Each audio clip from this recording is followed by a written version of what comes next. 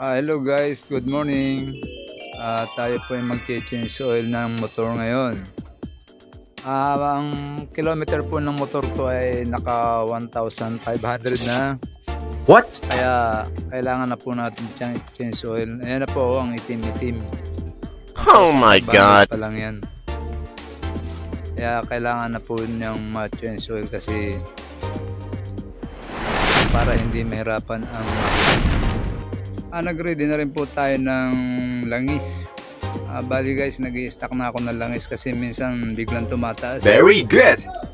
Kaya mas maganda may stock para pagdating ng change oil, hindi ka na maabala pa. Minsan baka makalimutan mo pang mag-change oil. Kaya ito, marami akong naka-ready ng langis. Nag-ready na rin po ako ng may stock din akong coolant. Wow! Yan, may coolant na rin ako. Kaya kahit anong oras pwede tayo maglagay ng nag-stock na rin po ako ng pampakintab. Kasi kailangan laging mukhang press kahit medyo luma ng motor. Wow! Yan, mag-change oil na po tayo. Nire-ready ko lang to para mas madali mag-change oil pag naka-ready ng lahat. Ayan na po ang aking mga gagamitin. Isa lang naman, 800. Ito na, meron akong gear oil, kaya lang tuwing ikalawang change oil lang pinapalitan ng gear oil. Very good!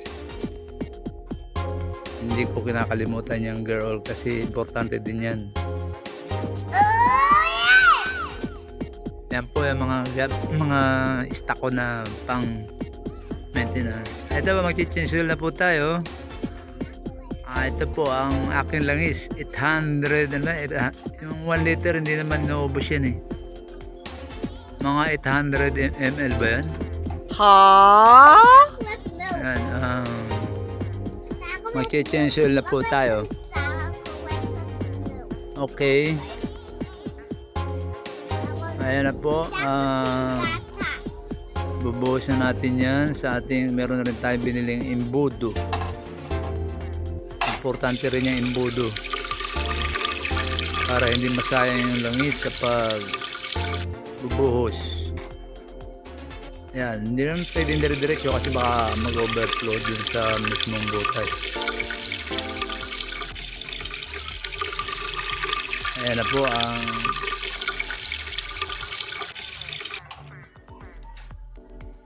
okay, tinatansya ko po kasi para yung hindi naman iubos lahat yan eh.